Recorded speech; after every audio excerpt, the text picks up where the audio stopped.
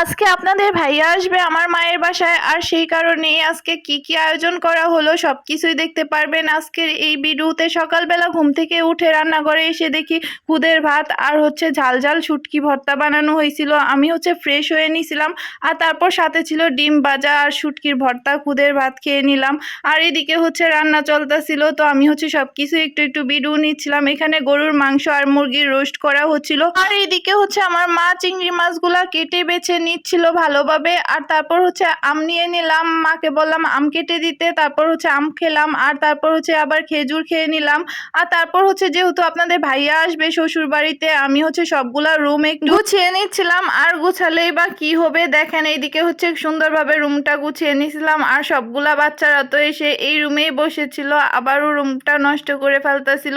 তো আমি ভাবতেছিলাম অন্য সবগুলা রুমও গুছিয়ে নেই, কারণ এই রুমটা তো বাচ্চারা নষ্টই করে ফেলতেছে। তো আমি এক এক করে সবগুলা রুম এখন গুছিয়ে নিব। তারপর এই রুমে আসছিলাম, আর এসে আমার ছোট্ট একটা বোনকে বলতেছিলাম তাড়াতাড়ি রুম গুছাও, কি একটা অবস্থা করে রাখছো, তোমার দুলাভাই আসবে আজকে। তো ও তাড়াতাড়ি করে সবকিছু পরিষ্কার করে নিচ্ছিল। আর তারপর অন্য আরেকটি রুমে চলে আসলাম, আর এই রুমটা দেখলাম মোটামুটি ভালোই গুছানো আছে। আর আমার মামা ঘুমাচ্ছিল এই রুমে।